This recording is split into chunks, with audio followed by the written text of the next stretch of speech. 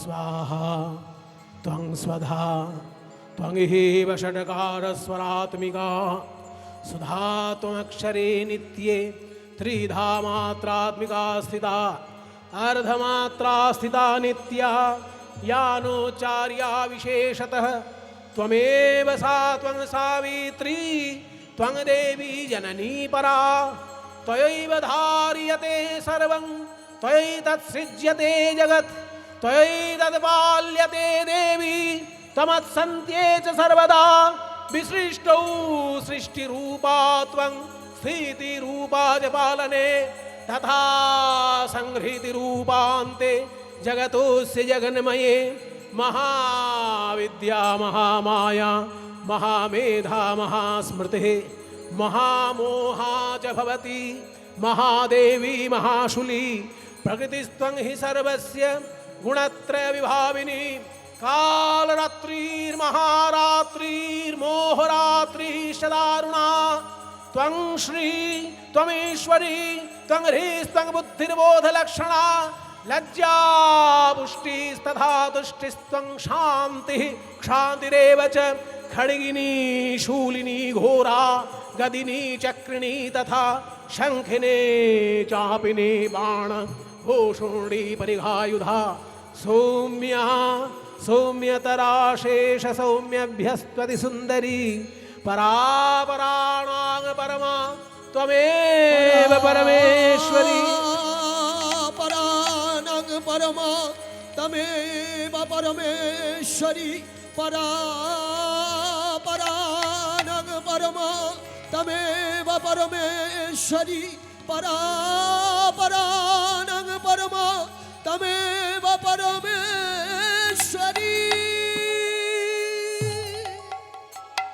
ভাগবতের রাসলীলার বর্ণনা দশম স্কন্ধের 29 অধ্যায় থেকে শুরু হয়ে 33 অধ্যায় পর্যন্ত 5টি অধ্যায়ে বর্ণনা আছে। 29, 30, 31, 32, 33 এই 5টি অধ্যায় ধরে রাসলীলার বর্ণনা আছে। 5টির মধ্যে মাঝখানের অধ্যায়টি অর্থাৎ 31 নম্বর অধ্যায়টি গোপীগণের ক্রন্দনের বর্ণনা আছে। জয়তি তেধিকং জন্মনা ব্রজশ্রয়ত ইন্দিরা শশ্বদত্রহি দয়িত দৃশ্যতাং দিক্ষু তাবকাস্ত্বয়ি ধৃতাশবস্ত্বাং বিচিন্বতে। এই অধ্যায়টি চৈতন্য মহাপ্রভুর অত্যন্ত প্রিয়, কারণ বরাহনগরের মাটিতে চৈতন্য মহাপ্রভুর চোখের জলে যে মাটি ভিজে গেছে এইখানকার শ্লোক শুনে। তব কথামৃতং তপ্ত জীবনম, যাদের বাড়িতে রামকৃষ্ণ কথামৃত গ্রন্থ আছে, দুটোই তো প্রধান অমৃত গ্রন্থ আমাদের বাংলার, একটা রামকৃষ্ণ কথামৃত আর একটা চৈতন্য চরিতামৃত।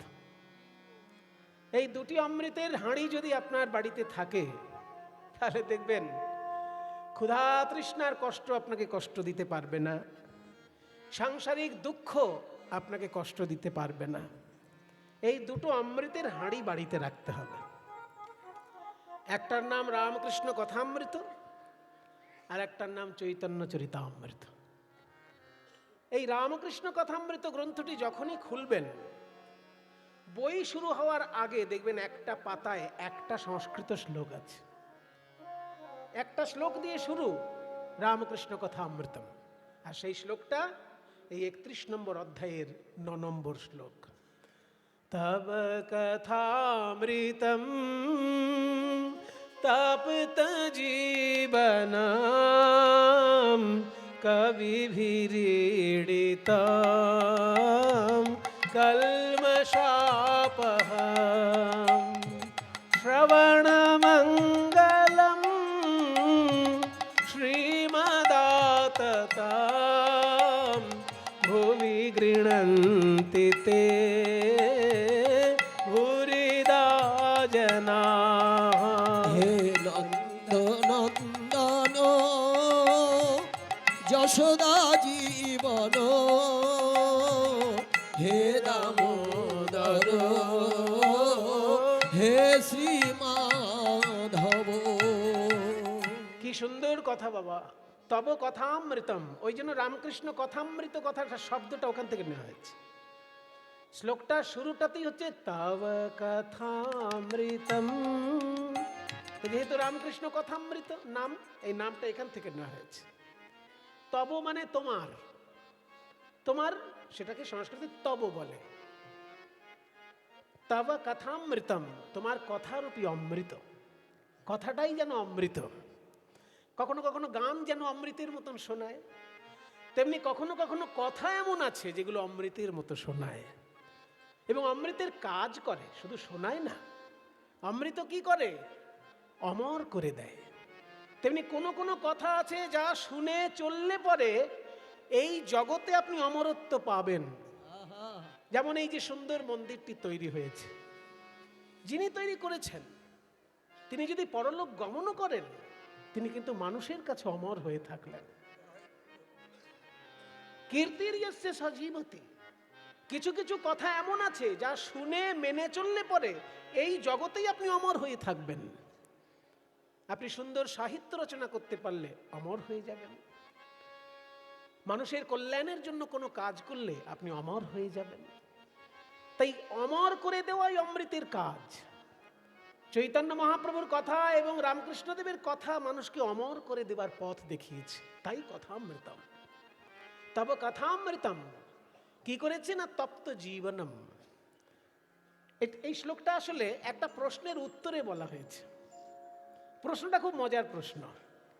মানে কিছু মনে করবেন না, আমাদের মুনি ঋষিগণ আমাদের ভগবানকে শুধুমাত্র ভয়ঙ্কর শাসক হিসেবে প্রতিষ্ঠা করেননি। অন্যান্য ধর্মে দেখবেন ভগবান মানে একটা ভয়ের ব্যাপার, তার উপাসনা না করলে নরকে যেতে হবে। কিন্তু আমাদের ধর্মের মুনি ঋষি বলছেন যে ভগবান কখনো কখনো ভয়ঙ্কর সাজেন যখন দরকার পড়ে, যখন অসুর বিনাশ করতে হয়, যখন বদমাইশ লোককে ঠান্ডা করতে হয়, তখন ভগবান ভয়ঙ্কর সাজেন। কিন্তু ভগবানের আসল রূপটা হচ্ছে তিনি খুব প্রেমিক, তিনি খুব রসিক। তিনি শুধুমাত্র কঠোর শাসক নন, তিনি রসিক এবং প্রেমিক। আর রসিক আর প্রেমিক যে হবে সে কিন্তু মিষ্টি মিষ্টি কথা বলতে পারে, কখনো কখনো আবার খোঁচা দেওয়া কথাও বলতে পারে। তো এই শ্লোকের প্রশ্ন যেটা কৃষ্ণ করেছেন গোপীদের কাছে, সেটা খোঁচা দেওয়া কথা। খোঁচাটা হচ্ছে যে গোপীগণ বলছে হে কৃষ্ণ দেখা দাও নিলে মরে যাচ্ছি, দেখা দাও মরে যাচ্ছি, নাহলে দেখা দাও নিলে মরে যাচ্ছি, এগুলো বলেছেন এর আগে। এবার কৃষ্ণ আড়াল থেকে হঠাৎ বলছেন কই এখনো তো মরলে না, মরে দেখাও তারপর দেখা দিচ্ছি। যদি সত্যিই তোমরা কেউ আমাকে ভালোবাসো তাহলে এখনো মরনি কেন? এইটা হচ্ছে প্রশ্ন। মজার প্রশ্ন না? যে তোমরা বলছো ভালোবাসি, না দেখলে থাকতে পাচ্ছি না। তো ভালোবাসার প্রমাণ তো এই যে প্রিয়তমকে না দেখলে সে মরে যায়। শুনেছি কবিতা টবিতায় লেখা আছে যে প্রিয়তমকে না দেখলে প্রিয়তমা মরে যায়। তো এখনো তোমরা মরনি কেন?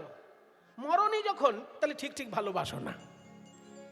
এই কথাটা কৃষ্ণ বলছেন গোপীদেরকে, আর তার উত্তরে গোপীগণ এই শ্লোকটা বলছে যে আমরা মরিনি কেন? তব কথামৃতম, তোমার কথারূপী অমৃত আমাদেরকে বাঁচিয়ে রেখেছে, মরতে দেয়নি।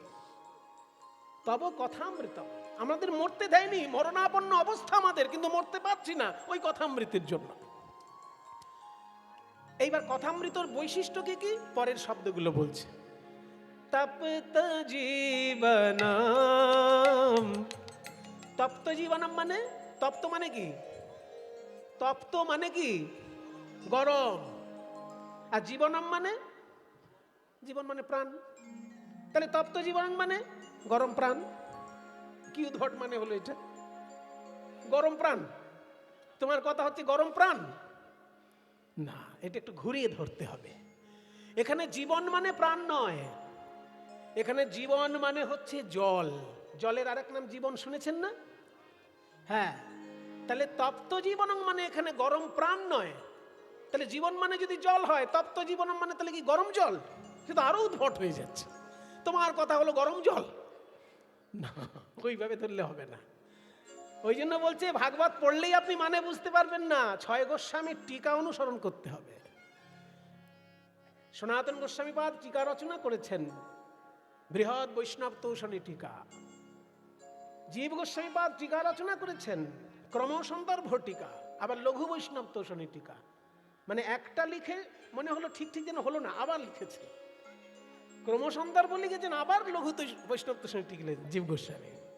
আবার বিশ্বনাথ চক্রবর্তীপাদ লিখেছেন সারার্থ দর্শিনী টিকা। এইগুলো না পড়লে এর সঠিক মর্মার্থ উপলব্ধি হবে না, শুধু অনুবাদ, কাঠখোট্টা অনুবাদ হয়ে যাবে। এখানে তপ্ত জীবন মানে গরম জলও নয়, গরম প্রাণও নয়, একটু ঘুরিয়ে ধরতে হবে। উত্তপ্ত মরুভূমিতে পথহারা পথিকের কাছে একটু জল যেমন প্রাণদায়ক, তেমনি সংসাররূপী মরুভূমিতে যারা পথ হারিয়েছে তাদের কাছে কৃষ্ণ কথা প্রাণদায়ক। এখানে অর্থটা এই রকম দাঁড়াচ্ছে। তপ্ত জীবনং, তপ্ত মানে গরম, জীবন মানে জল, ঠিকই, কিন্তু ঘুরিয়ে ধরতে হবে। যে মরুভূমিতে কোনো একটা লোক পথ হারিয়ে ফেলেছে, তাহলে অবস্থা কি, তার প্রাণ যায় যায় অবস্থা। সেই সময় যদি কেউ একটুখানি জলও দেয়, তার প্রাণটা ফিরে আসে। ঠিক তেমনি সংসাররূপী মরুভূমিতে যারা পথ হারিয়ে ফেলেছে, তার একটু যদি কৃষ্ণ কথামৃতের সন্ধান পায়, একদম বেঁচে গেল, প্রাণদায়ক ঔষধ। তপ্ত জীবনম কবিভিরীড়িতম, কবিভিরীড়িতম মানে কবিগণের দ্বারা প্রশংসিত। কবিগণ প্রশংসা করেছেন কৃষ্ণ কথার। বাল্মীকি বেদব্যাস থেকে শুরু করে রবীন্দ্রনাথ, নজরুল ইসলাম, কে প্রশংসা করেনি? হরিকথা, ভগবত কথার সবাই প্রশংসা করেছেন, সেই জন্য কবিদের দ্বারা প্রশংসিত। নজরুল ইসলাম, সখী সে হরি কেমন বল, নাম শুনে যার এত প্রেম জাগে, চোখে আসে এত জল, সখী সে হরি কেমন বল। কবিদের দ্বারা প্রশংসিত তোমার কথা অমৃত। তাহলে কবিভিরীড়িতম, কলমশাপহম, কলমশ মানে পাপ, অপহম মানে অপহরণকারী। তোমার কথা অমৃত হচ্ছে পাপ হরণকারী অমৃত, কলমশাপহম। শুধু তাই নয়, শ্রবণ মঙ্গলম, শ্রবণ মঙ্গলম শ্রীমদাতত ভুবি গৃণন্তি তে ভূরিদা জনা। শ্রবণ মঙ্গলম, তোমার কথা শুনলেই মঙ্গল, আর পালন করলে তো মঙ্গলের উপর মঙ্গল।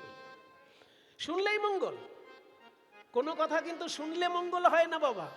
যেমন আমি যদি কোনো ছাত্রকে বলি মন দিয়ে পড়াশোনা করো, পরীক্ষায় পাশ করবে, মন দিয়ে পড়াশোনা করো, পরীক্ষায় পাশ করবে, আমার কথা শুনে যায় যদি পড়াশোনা না করে, সে পাশ করবে? সে তো শুনেই গেছে, মাস্টার বলেছে মন দিয়ে পড়ো, পাশ করবে, কিন্তু জীবনে পড়লো না, তাহলে পাশ করবে? শুনে পড়তে হবে, তবে তো পাশটা করবে। কিন্তু হরি বলো, হরি বলো, হরি বলো ভাই, এটা শুনে কেউ যদি হরি নাও বলে, শুনলেই মঙ্গল হয়ে যায়। আর শুনলে মঙ্গল হয়, আর যদি মেনে চলে ভগবানের কথা, তাহলে তো আরো মঙ্গল। তাই বলছে শ্রবণ মঙ্গলম, শ্রবণ মঙ্গলম শ্রীমদাততম, শ্রীমদাততম। শ্রী মানে সম্পদ, শ্রী মানে সৌন্দর্য। শ্রী মানে যেমন লক্ষ্মী ঠাকুর, অর্থাৎ শ্রী অর্থে সম্পদ, আবার শ্রী মানে সৌন্দর্য। তোমার কথায় সৌন্দর্যে পরিপূর্ণ, আবার প্রেম ধনে পরিপূর্ণ। শ্রীমদাততম ভুবি গৃণন্তি, যারা জগতে প্রচার করেন তারা ভুরি দা জানা, তারা শ্রেষ্ঠ দাতা।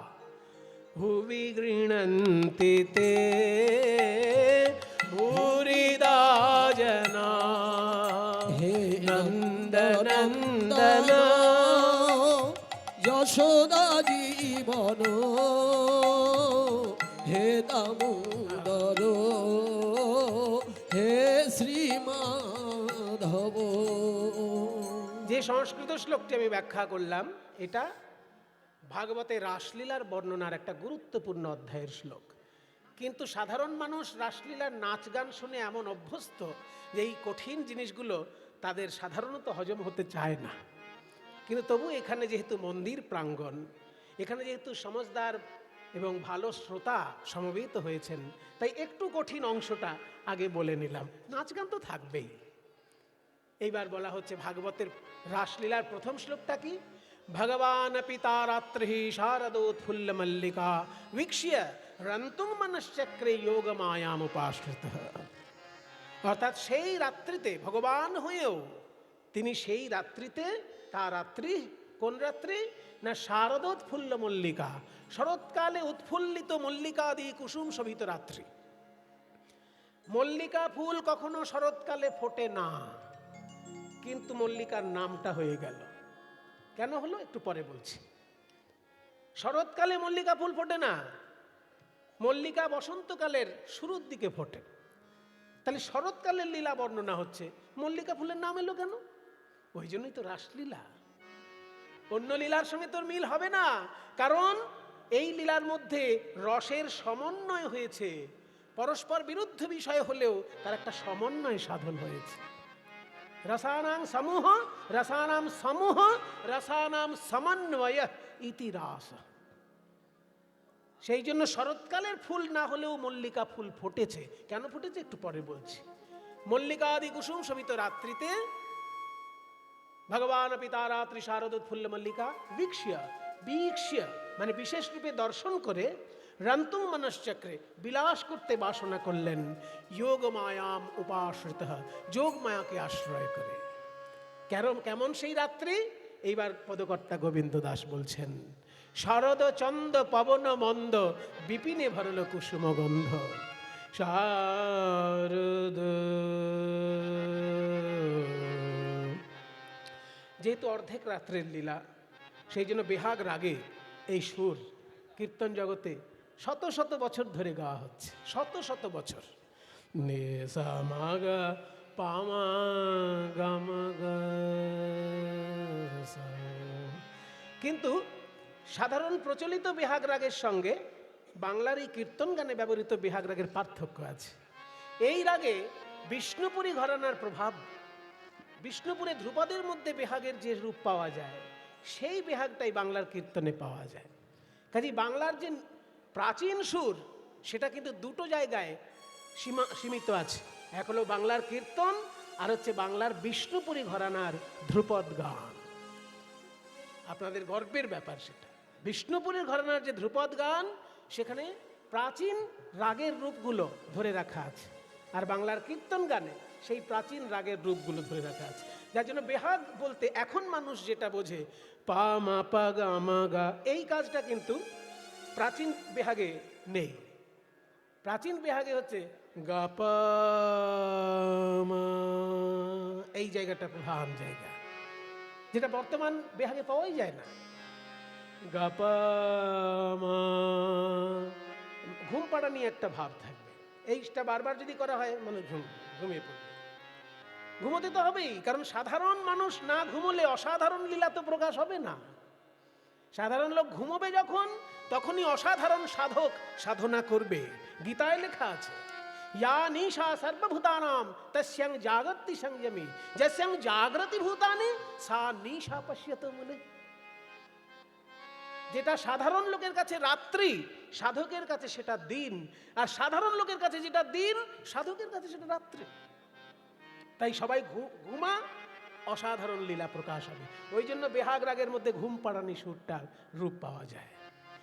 মা গা পা পা মা পা মা গা, এই যে পা মা গা যদি মিট দিয়ে নামেন, ঘুম পাড়ানি একটা রূপ আসবে, ঘুম পাড়ানি রূপ আসবে। ওই জন্য বেহাগ রাগে বাংলার কীর্তনে আর ধ্রুপদে এটা কিন্তু আছে। এবং ধ্রুপদ থেকে রবীন্দ্রনাথ নিয়েছেন, রবীন্দ্রসঙ্গীতে অনেক জায়গায় এই বিষয়টা আছে।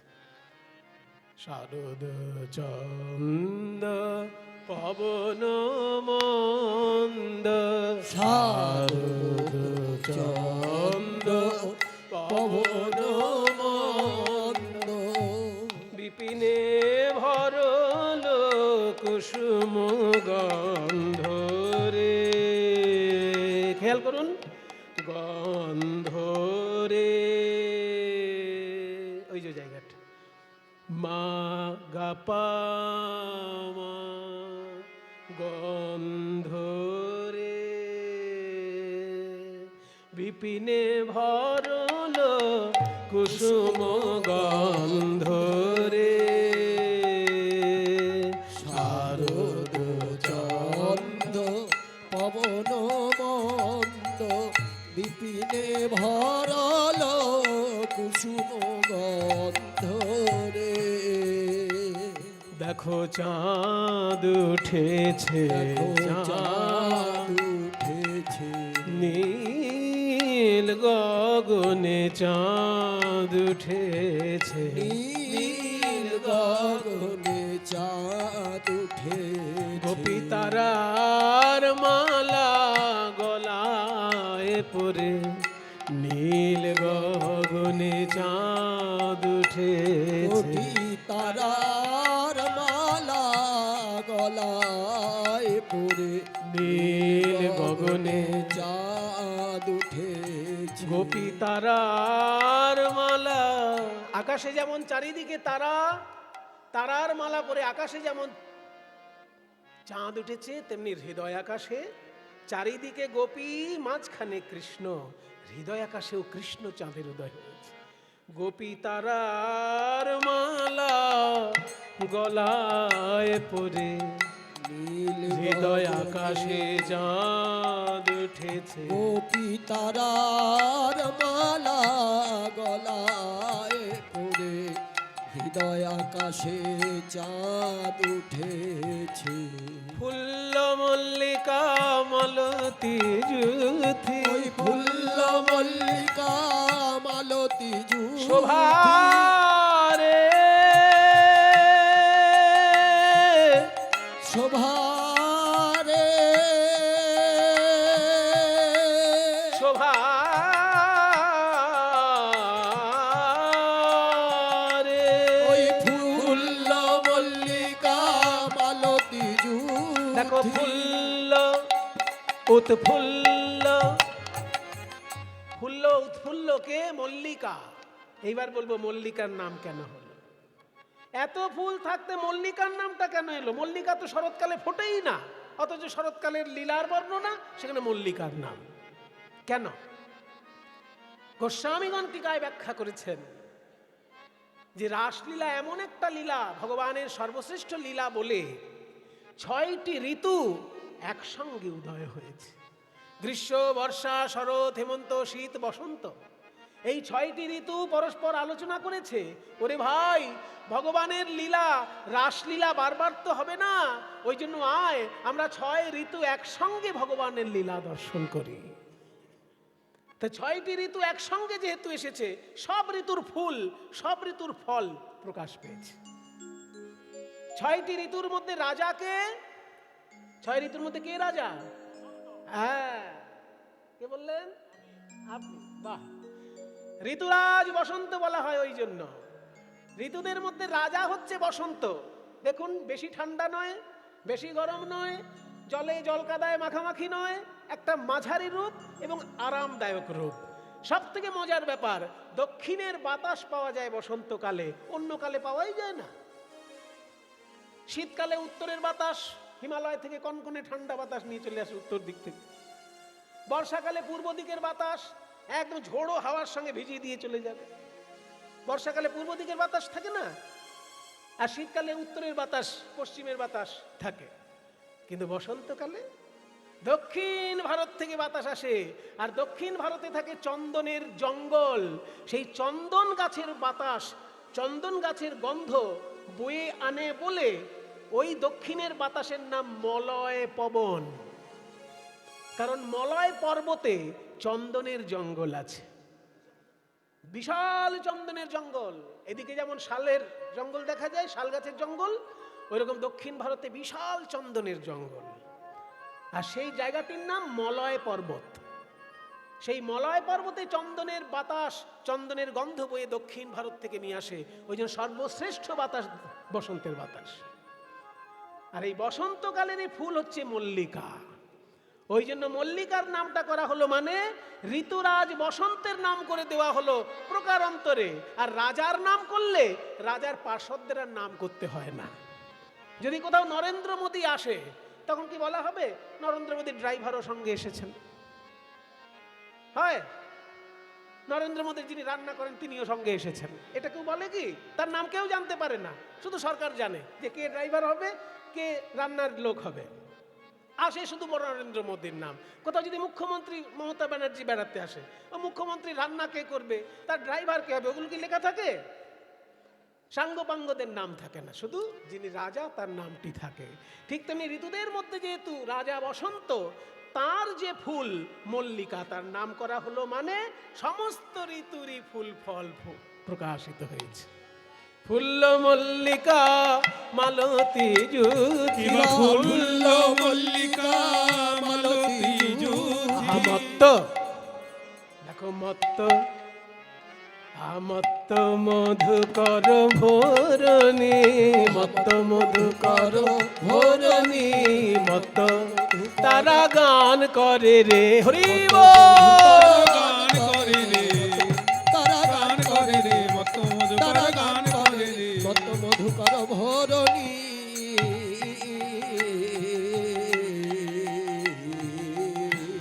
আহা, কি অপূর্ব শোভা! হেরতে রাতি ऐसन भांति, হেরত রাতি ওই ছান ভাতি, ওই ছান ভাতি, হেরত রাতি ওই ছান ভাতি। শ্যাম মোহন মদনে মাতি রে, হেরত রাতি ওই ছান ভাতি, শ্যাম মোহন মদনে মাতি রে। হেরতে রাতি, আসতে রাত্রি বানান কি? রাত্রি বানান কি গো? রয়াকার তরফল রস্যই, রশ্মি, ঠিক আছে। কিন্তু ভাগবতের যে রাসের প্রথম শ্লোক ভগবান অপি তা রাত্রি, সেখানে বানানটা কি?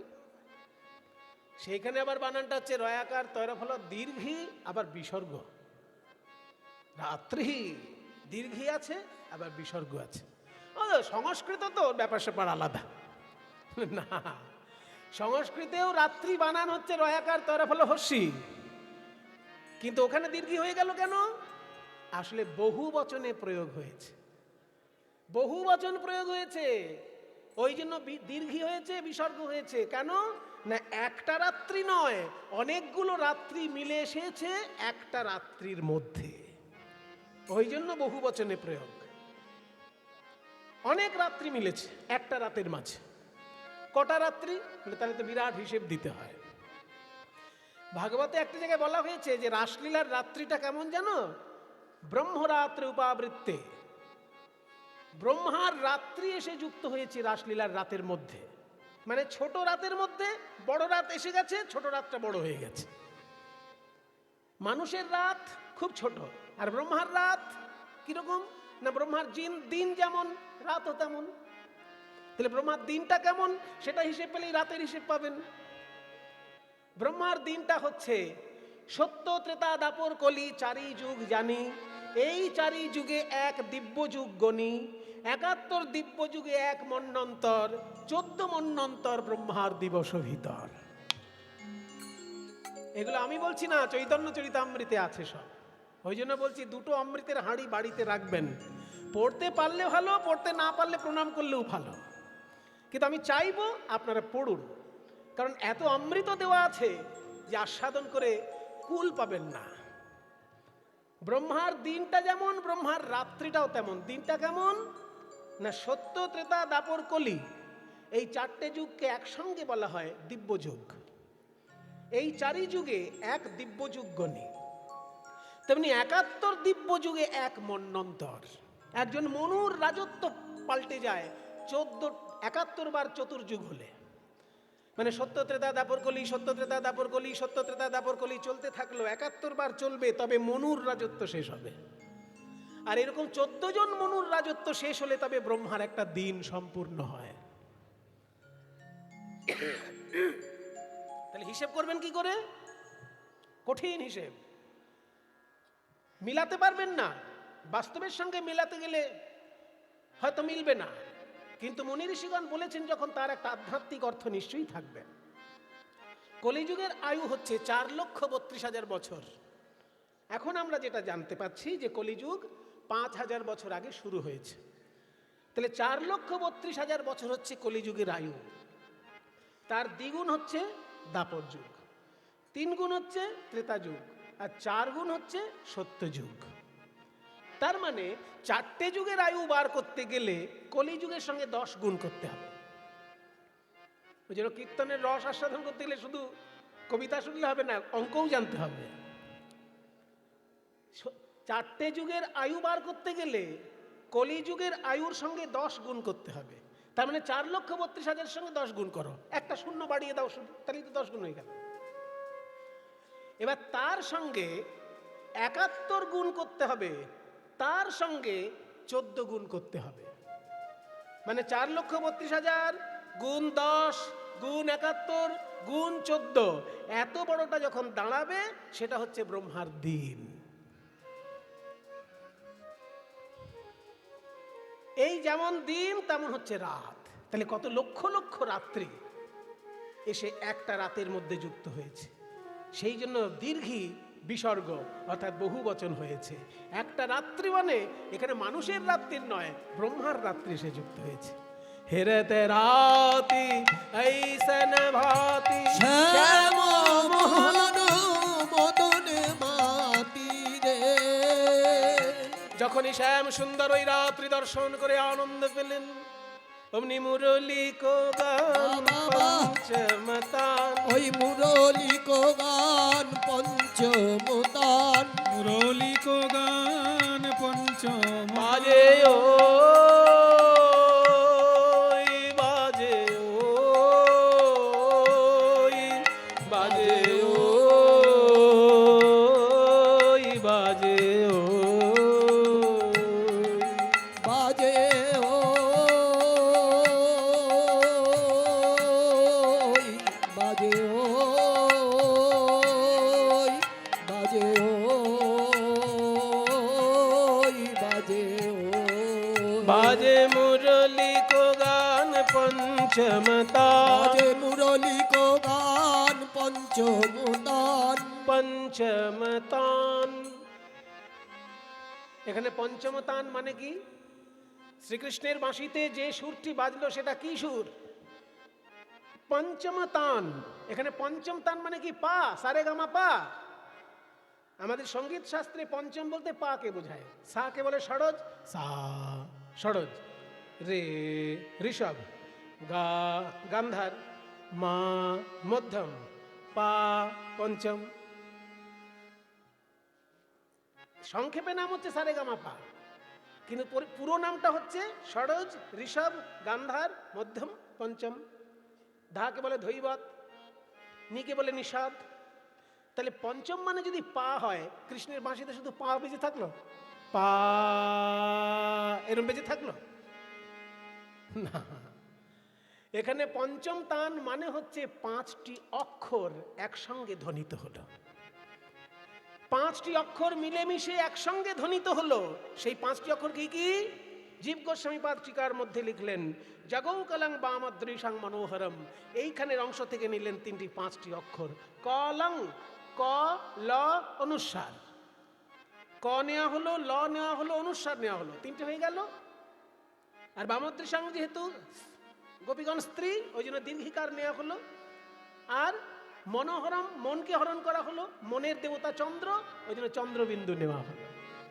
তাহলে ক ল দীর্ঘি চন্দ্রবিন্দু অনুস্বার, এই 5টিকে একসঙ্গে মিলিয়ে যদি উচ্চারণ করেন, সেটা একটা বীজ মন্ত্র হয়।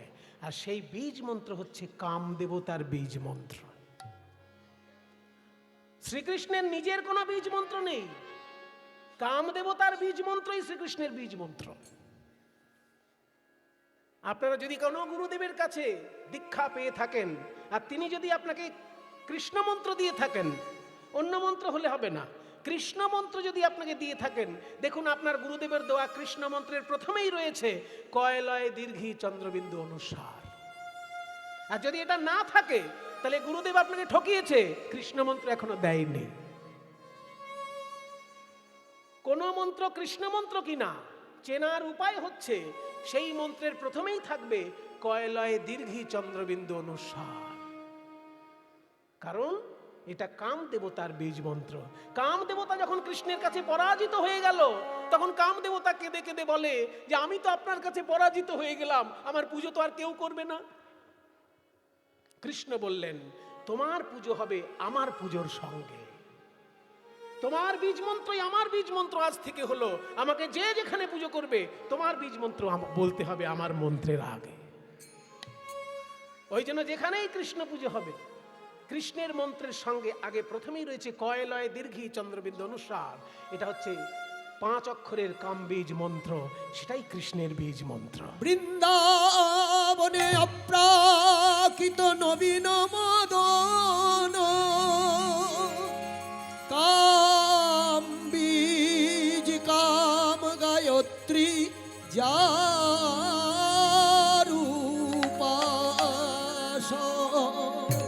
সেই অক্ষর চন্দ্র হয় কৃষ্ণে করি উদয়, ত্রিজগত কইল প্রেম।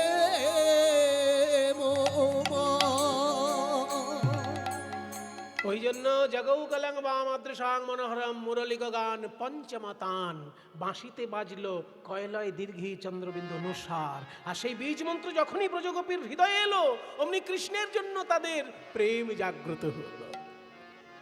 মুরলিক গান পঞ্চমতান, মুরলিক গান পঞ্চমতান, কুলবতী চিত চরণী, কুলবতী চিত চরণী, কুলবতী চিত হরে নীল রে গৌর হরে, চিত হরে নীল রে, কুলবতী চিত হরে নীল রে, চিত হরে নীল রে, কুলবতী চিত চরণী।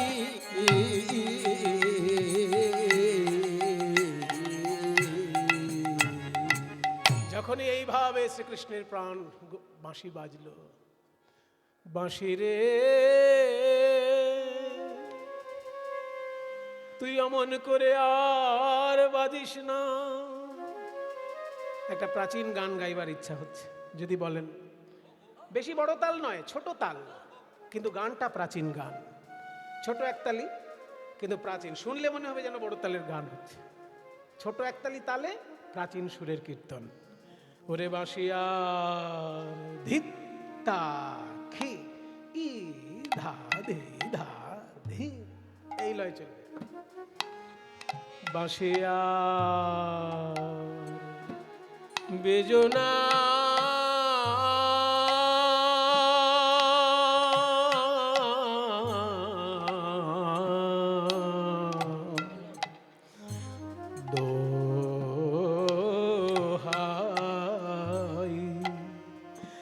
দোহাই বন্ধু, গুরু স্মরণ করে নি। এই গানটি আমায় যিনি শিখিয়েছেন তিনি হলেন রাধারমণ কর্মকারের দোহার দ্বিজেন দে মহাশয়। বাঁশিয়ার বেজনা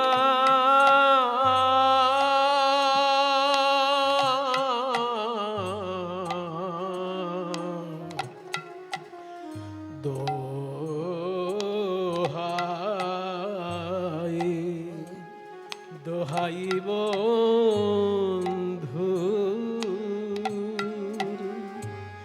তুমি আকুল করিলে রে চিত,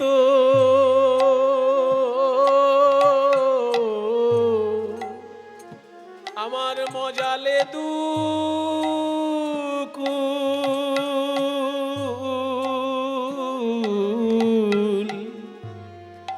গানে গানে সুরে সুরে ঢালো রে বিষ, মায়েকে বলে মধু,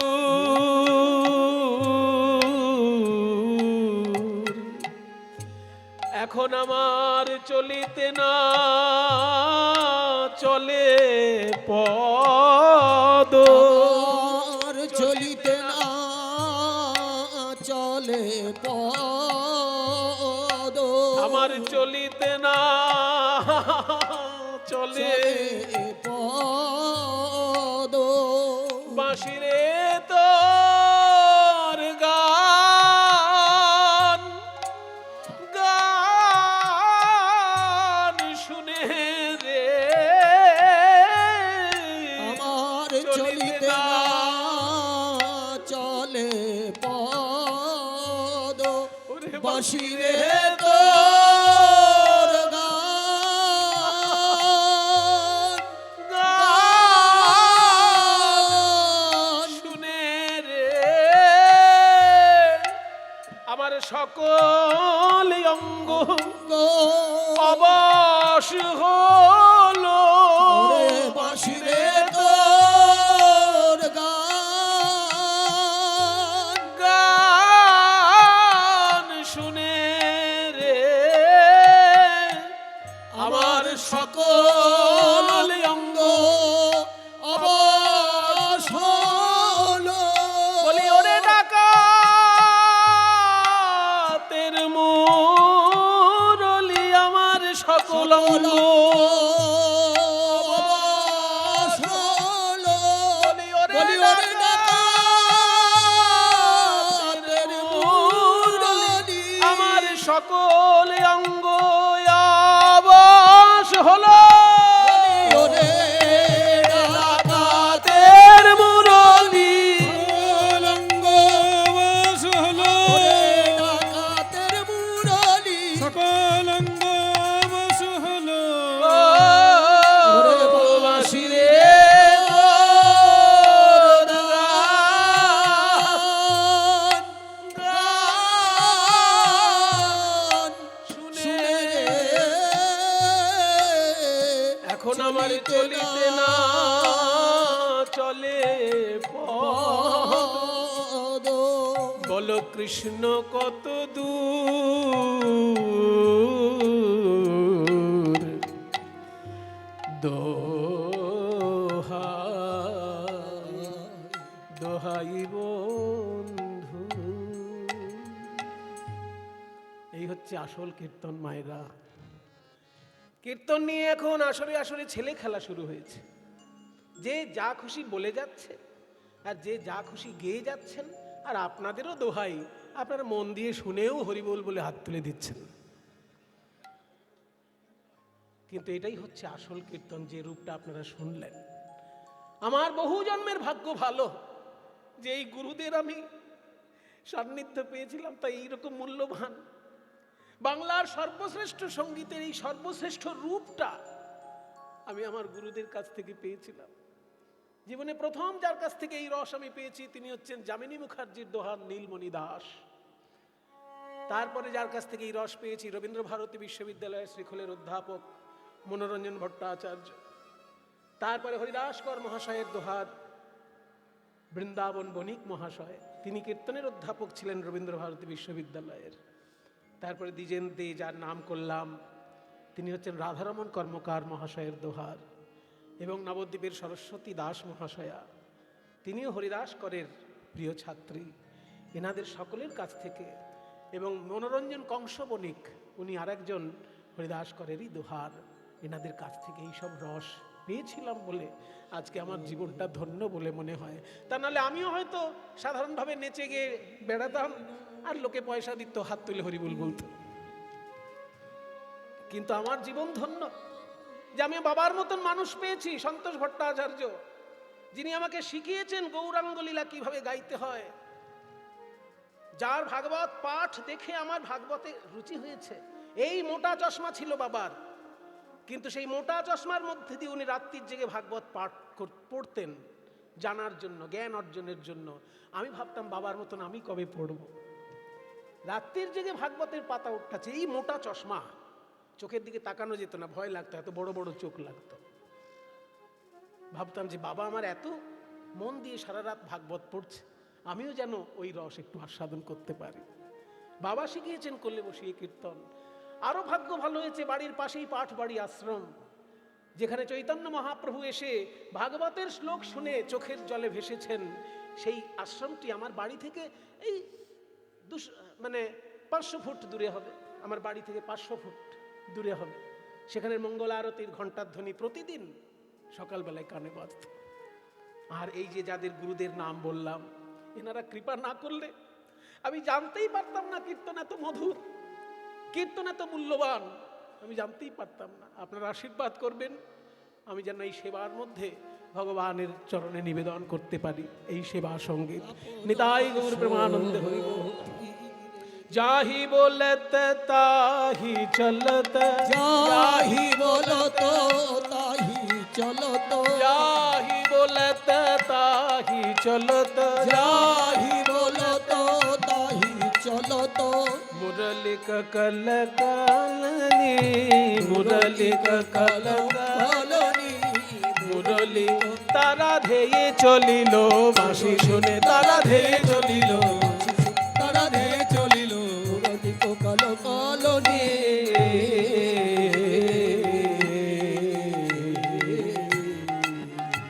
কে কিভাবে যাচ্ছেন? শিথিল ছন্দনি বিকবন্ধ, শিথিল ছন্দনি বন্ধ, বেগে অতি বেগে, অতি বেগে ধাওত যুবতী বৃন্দ রে। শিথিল ছন্দনি বিকবন্ধ, বেগে ধাওত যুবতী বৃন্দ রে। তাদের খসত বসন রসন চলি, হসত বসন রসন চলি, গোপী যায় কৃষ্ণ অনুরাগে গোপী,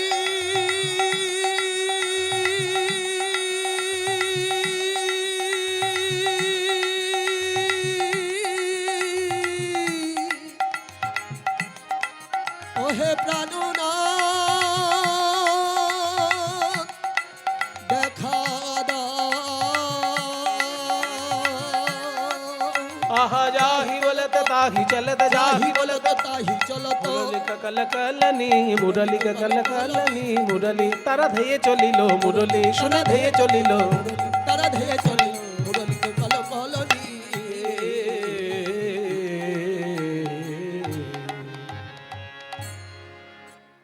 গোপীগণকে কিভাবে যাচ্ছেন?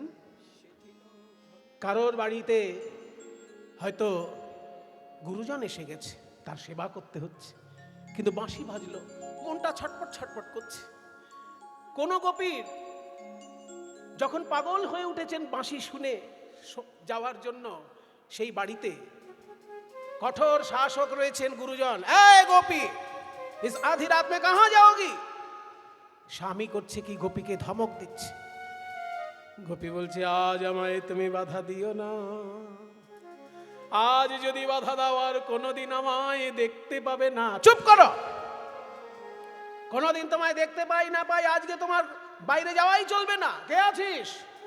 গোয়াল ঘর থেকে গরু বাঁধা দড়ি নিয়ে আয়, এই গোপীর হাতে পায়ে আষ্টে পৃষ্ঠে বেঁধে রাখ। যখনই ওই গোপীকে হাতে পায়ে আষ্টে পৃষ্ঠে বেঁধে রেখেছে, গোপী তখন প্রাণ গোবিন্দের উদ্দেশ্যে বলে, হে গোবিন্দ, এই সংসারের লোক দেহ বড় ভালোবাসে, তাই দেহকে তারা দড়ি দিয়ে বেঁধে রেখেছে, কিন্তু আমার মনকে তো বাঁধতে পারবে না, প্রাণকে তো বাঁধতে পারবে না। তাই বলি, ওরে আমার মন, ওরে আমার প্রাণ, তুই যদি সত্যিই কৃষ্ণ ভালোবাসিস, এই সংসারের দেহ সংসারে পড়ে থাক। ওরে আমার প্রাণ, তুই একবার কৃষ্ণ বলে চলে যা রে।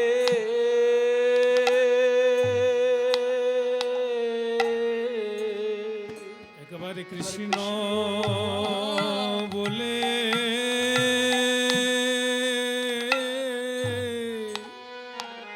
চলে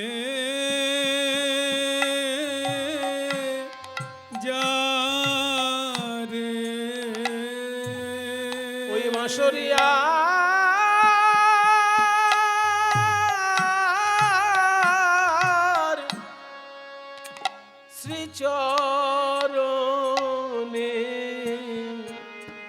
কৃষ্ণ। মায়েরা, এই হলো ভগবানের লীলা। লোকে সাধারণ নায়ক নায়িকার গল্পের সঙ্গে রাধা কৃষ্ণকে গুলিয়ে ফেলে। এই দেখুন লীলা কি জিনিস। কৃষ্ণ দর্শনে যেতে পারলো না বলে দেহত্যাগ করে চলে গেল। নিজের দেহত্যাগ নিজে করতে পারে কেউ? একমাত্র যোগী ছাড়া, যোগ সাধনায় যারা সিদ্ধি লাভ করে তারাই পারে ইচ্ছাকৃতভাবে দেহত্যাগ করতে। বিষ খেয়ে নয়, গলায় দড়ি দিয়ে নয়, ছুরি কাঁচি চালিয়ে নয়, শুধু প্রাণকে বলল প্রাণ তুই চলে যা, আর প্রাণ চলে গেল। এটা কার ক্ষেত্রে ঘটে? আপনার আমার ক্ষেত্রে ঘটবে? বড় যোগী হলে তার ক্ষেত্রে ঘটতে পারে। ওরে নীলাজ প্রাণ নিতাই গৌর হরি বল।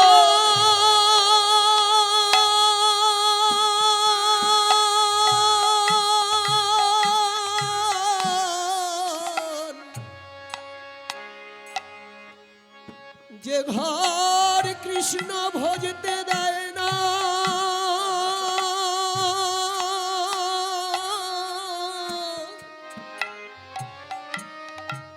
সেই ঘরে থেকে আর কি প্রয়োজন?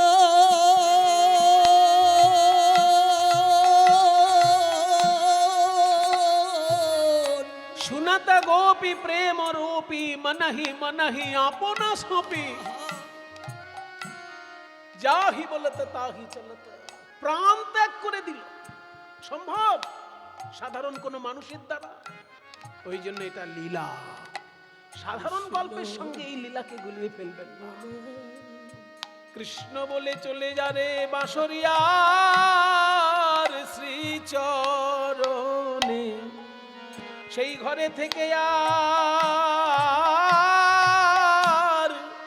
আর কি কাজ আছে? যে ঘরে কৃষ্ণ ভজন করতে দেয় না। ওরে প্রাণ ঘরে থেকে আর কি কাজ আছে? বলি যে ঘর কৃষ্ণ ভজতে দেয় না। যার প্রাণ কৃষ্ণ বলে প্রাণ চলে যারে। কেউ কারোর দিকে তাকাচ্ছে না। ততহি বেলি সখিনী মেলি কে হো কাহু কপথ নহেরি রে। ওইখানে মিলাল গোকুল চন্দ, ওইখানে মিলাল গোকুল চন্দ।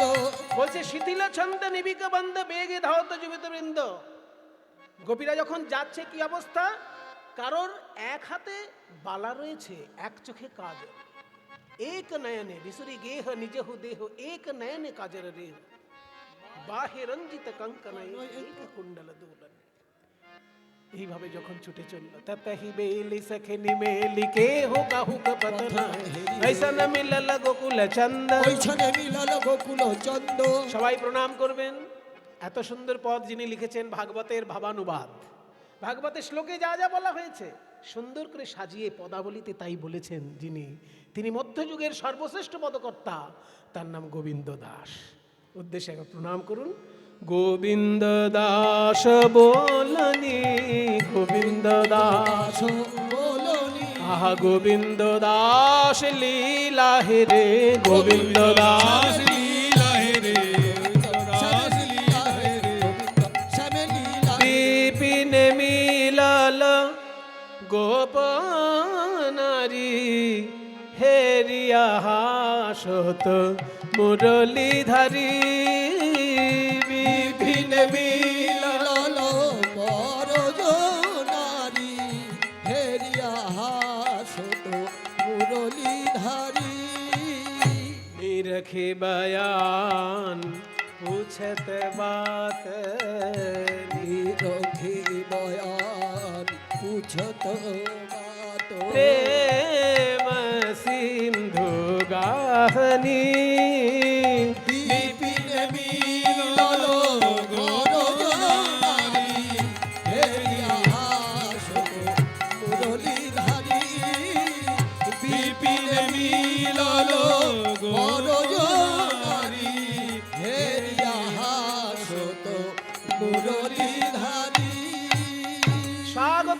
স্বাগতম সুস্বাগতম স্বাগতং वो महाभागः प्रियं किंकरवाणिवः ब्रजस्यानामयं क्वचित् ब्रुतागमन कारणम।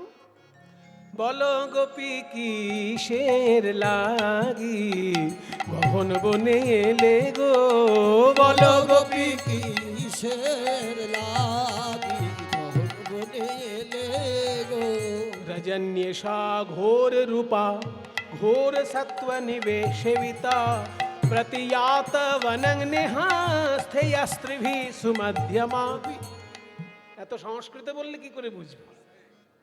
তাহলে বাংলায় বলছি, যাহো যাহো যাহো গোপী যাহো নিজ ঘর হে, এ নিশি আমার সনে নহে ব্যবহার হে। গোপী কি কিসের লাগি মোহন বনে এলে গো। বলো গোপী কিসের লাগি মোহন বনে এলে গো। নিমন্ত্রণ করে, মনে করুন কার্ড পাঠিয়ে বিয়ের নিমন্ত্রণ করেছে, আর তারপর যখন বিয়ে বাড়িতে আপনি হাজির হয়েছেন সেজে গুজে, তখন যদি কর্তামশাই এসে বলে এদিকে কোথায় যাচ্ছিলেন, ভালো লাগবে শুনতে? আপনিই কার্ড দিয়ে নিমন্ত্রণ করেছেন, আবার আপনি বলছেন আমি কোথায় যাচ্ছি, আর খেতে ইচ্ছা তো ওই বাড়িতে, খাবার অভাব আছে আমার বাড়িতে, আপনার ছেলের বিয়েতে এসেছি, আপনার কপাল ভালো। ব্রজগোপীদের ঠিক ওই অবস্থা। শ্রীকৃষ্ণ বাঁশি বাজিয়ে সকলকে নিমন্ত্রণ করেছেন, অথচ যখন তারা সেজে গুজে এসেছে তখন বলছে এসো এসো গোপীগণ, সবাই ভালো আছো তো, বাড়িতে সবাই ভালো আছে তো, এই অর্ধেক রাত্রে সেজে গুজে তোমরা কোথায় যাচ্ছ? আমার কাছে? আমার কাছে কেন এসেছো? তোমাদের লজ্জা করে না? গৃহবধূ হয়ে অর্ধেক রাত্রে আমার সঙ্গে দেখা করতে এসেছো এই গভীর জঙ্গলে? ছি ছি ছি ছি। সতী কাকে বলে জানো? তা জানবে কেন? মুখ দেখে মনে হচ্ছে তো কিছুই জানো না। তাহলে শোনো সতী কাকে বলে। যদি হয় সুন্দর পুরুষ যুবা, আবার সর্বগুণাশ্রয়, যদি হয় সুন্দর পুরুষ যুবা সর্বগুণাশ্রয়, সুন্দর পুরুষ যুবা সর্বগুণাশ্রয়, তবু পরপতি অভিলাষ সতী ধর্ম নয়। পরপতি অভিলাষ সতী ধর্ম নয়। এসব কথা তোমাদেরকে বলা মানে ভস্যে ঘি ঢালা। কেমনে জানিবে তোমরা আহিরিনী জাতি, আহিরিনী জাতি। তোমরা নিজ পতি ছাড়ি কেন ভজ অন্য পতি, ঘরে যাও শীঘ্র গতি। সতী কাকে বলে শুনেছো কোনোদিন? আজকে শোনো, সংক্ষেপে বলছি, আমার সময় বেশি নেই। তোমরা অর্ধেক রাত্রে সেজে গুজে আমাকে দেখতে এসেছো, তোমাদের সম্মান মান সম্মানের ভয় নেই? সতী কাকে বলে শোনো। একবার নারদ মুনি পেটে খুব ব্যথা হলো, ভয়ঙ্কর ব্যথা, কিছুতেই সারে না। ধন্বন্তরী কত ওষুধ দিচ্ছে তবু সারছে না। অশ্বিনী কুমার দয়, জানেন তো দেবতাদের ডাক্তারের নাম কি? দেবতাদের ডাক্তার হচ্ছেন অশ্বিনী কুমার দয়। তারা দেবতাদেরকে ওষুধ দেয়। তো অশ্বিনী কুমার দয় কত ওষুধ দিয়েছে তবুও পেট ব্যথা সারছে না। শেষকালে নারদ ভাবলো কোথায় যাই। তখন অশ্বিনী কুমার দয় বলছে দেখো, ওষুধে যদি কাজ না হয় তাহলে টোটকা বলতে পারি। টোটকা বলবো একটা, কোন সতী নারীর কাছে যাও, সে যদি পাথরের টুকরোকে ছোলা করে দিতে পারে, সেই ছোলা খেলে তোমার পেট ব্যথা সেরে যাবে। এবার নারদ মুনি ভাবছে সতী নারী কোথায় এমন পাবো রে বাবা, পাথরের টুকরোকে ছোলা করবে। সব থেকে ভালো ব্রহ্মা বিষ্ণু মহেশ্বর তিনজন দেবতার স্ত্রীর কাছে যাই, ওইখানে যদি হয়তো হবে, নাহলে কোথাও হবে না। তাই ব্রহ্মা বিষ্ণু মহেশ্বর তিনজনের কাছে গেল। ব্রহ্মার স্ত্রীর কাছে গিয়ে বলছে মা সাবিত্রী, আপনি এই পাথরের টুকরোগুলোকে ছোলা করে দিতে পারবেন? হ্যাঁ, দেখছিস না আমি এখন যজ্ঞের জন্য সব ব্যবস্থা করছি, ব্রহ্মদেব এখনই যজ্ঞ করবেন, তো হবে না? না, ওসব এখন হবে না। মা দুর্গা তুমি, এই পাথর কখনো ছোলা হয়? হিমালয় পর্বতে কত পাথর, এতদিনে সব ছোলা করে দিতাম, যা এখান থেকে। মা লক্ষ্মী, আমি এখন শ্রী বিষ্ণুর চরণ সেবা করছি, আমার সময় নেই। কেউই করলো না। শেষকালে সপ্তঋষির মধ্যে একজনের স্ত্রী হচ্ছেন মহাসতী। অত্রি ঋষির স্ত্রী সতী অনুসূয়া। এই অনসূয়া নাম শুনে নারদ মুনি সেইখানে গেলেন, মা এই পাথরের টুকরোগুলোকে ছোলা করে দিতে পারবে? সতী অনুসূয়া বলছেন, দেখো বাবা নারদ, আমার দ্বারা যদি কোনো কাজ হয় আমি নিশ্চয়ই করব। আমি পতির চরণ ছাড়া আর কিছু জানি না। আমি বললে অসম্ভব সম্ভব হয়ে যায় কখনো কখনো, তা দেখি তোমার ক্ষেত্রে হয় কিনা। আমি আমার পতির চরণ চিন্তা করে বললাম, এই পাথরের টুকরো এখনই ছোলা হয়ে যাক। এবার বলার সঙ্গে সঙ্গে পাথরের টুকরো হয়ে গেল ছোলা। আর সেই ছোলা খেয়ে নারদ মুনির পেট ব্যথা তো সারলই। নাচতে নাচতে নারদ মুনি গিয়েছেন কৈলাসে, বীণা বাজাতে বাজাতে মা দুর্গার সামনে নেচে নেচে, জয় মা অনুসূয়া, জয় মা অনুসূয়া, জয় মা অনুসূয়া। এবার নারায়ণের সামনে গিয়ে লক্ষ্মীর সামনে, জয় মা অনুসূয়া, জয় মা অনুসূয়া। তারপরে সাবিত্রী দেবীর কাছে গিয়ে, জয় মা অনুসূয়া, জয় মা অনুসূয়া। রাগ ধরবেন না বলুন? তখন সাবিত্রী, লক্ষ্মী আর পার্বতী এই তিনজন নিজ নিজ স্বামীকে বলছে যে আমাদের চোখের সামনে এসে নারদ নাচছে আর সতী অনুসূয়ার নাম করছে, আপনি তিনজন মিলে এখনই গিয়ে এমন একটা কিছু কাণ্ড করুন যাতে সতী অনুসূয়ার নাম আর আমাদের সামনে না করে। তখন ব্রহ্মা বিষ্ণু মহেশ্বর তিনজনই কপট সন্ন্যাসীর বেশ ধারণ করে সতী অনুসূয়ার কাছে এসেছে। ভবতি ভিক্ষাং দেহি, ভিক্ষা দাও দেবী।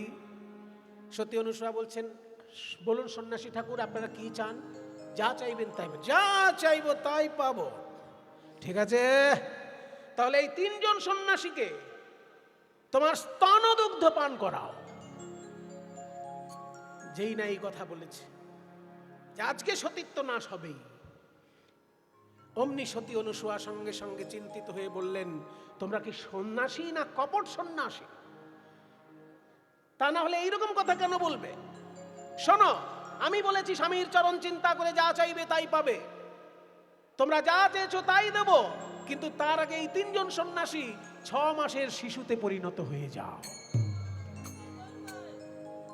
6 মাসের শিশুকে যদি কেউ কোলে করে স্তন্যপান করায় তাতে সতীত্বের কোনো ক্ষতি হয় না, মাতৃত্ব আবির্ভাব হয়। তাই ব্রহ্মা বিষ্ণু মহেশ্বর কপট সন্ন্যাসী হয়ে গেছে, 6 মাসের শিশু হয়ে গেছে, তাদেরকে কোলে নিয়ে সতী অনুসূয়া সন্তানের মতন স্নেহ করে শুইয়ে রেখেছে। এবার দূর থেকে নারদ মুনি এই কাণ্ড দেখে যথারীতি কৈলাস, বৈকুণ্ঠ আর ব্রহ্মলোকে গিয়ে বলছে, মায়েরা নিজ নিজ স্বামীকে তো পাঠিয়েছিলেন সতী অনুসূয়ার সতীত্ব নষ্ট করতে, এবার গিয়ে চোখে দেখে আসুন আপনাদের তিনজন স্বামী তারা 6 মাসের শিশুতে পরিণত হয়ে গেছে, জীবনে আর 7 মাস হবে না। এবারে এই শুনে লক্ষ্মী, পার্বতী, সাবিত্রী তিনজন এসে সতী অনুসূয়ার কাছে করজোড়ে করেছে যে আমরা দেবী হয়ে যে কাজ পারিনি, আপনি মানবী হয়ে সেই কাজ করেছেন, আপনি ঋষি পত্নী, আমাদের প্রণাম গ্রহণ করুন, আমাদের স্বামীকে ফিরিয়ে দিন, আমরা ভুল করেছি, আপনার চরণ ধরে ক্ষমা চাইছি। সতী অনুসূয়া বললেন, তোমরা আমার মেয়ের মতো, ওরা আমার ছেলে হয়েছে যখন, তোমরাও আমার মেয়ে, ওই তো স্বামী রয়েছে, নিয়ে যাও নিজ নিজ স্বামী। এবার 6 মাসের শিশুকে কেউ কি চিনতে পারে? 6 মাসের তো সব শিশুই একই রকম দেখতে হয়, এর স্বামীও নিয়ে টানাটানি করছে। তখন সতী অনুসূয়া বললেন, দাঁড়াও দাঁড়াও, আমি পতির চরণ চিন্তা করে যা বলি তাই হয়, আমি পতির চরণ চিন্তা করে বলছি এই তিনজন শিশু নিজ স্বরূপে প্রকাশিত হোক। ব্রহ্মা বিষ্ণু মহেশ্বর রূপ ধারণ করে যখন আবার দাঁড়ালেন তখন বললেন, মা আমরা এসেছিলাম তোমার ক্ষতি করতে, কিন্তু তুমি আমাদেরকে সন্তান করে বুকে টেনে নিয়েছো, তাই সত্যি সত্যি আমরা তিনজন তোমার সন্তান হব, তোমার গর্ভেই আমরা তিনজন জন্ম নেব। ব্রহ্মার অংশে জন্ম নিলেন চন্দ্র, বিষ্ণুর অংশে জন্ম নিলেন দত্তাত্রেয়, আর শিবের অংশে জন্ম নিলেন দুর্বাসা। এই তিনজন সতী অনুসূয়ার গর্ভে ব্রহ্মা বিষ্ণু মহেশ্বরের অংশরূপে জন্মগ্রহণ করেছিলেন। বুঝলে, একে বলে সতী। আর তোমরা সেজে গুজে অর্ধেক রাত্রে এসেছো আমার রূপ দেখতে।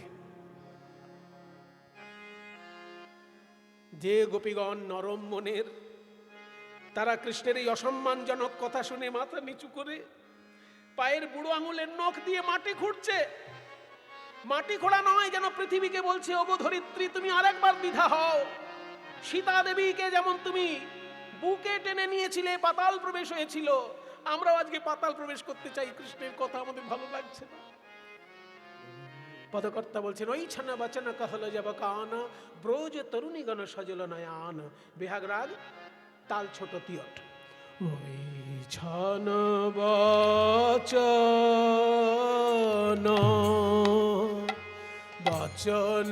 कहल जब कान रे। ওই ছানা বচন कहल जब कान রে। আরে কি বা ব্রজ তরুণী গণ সজল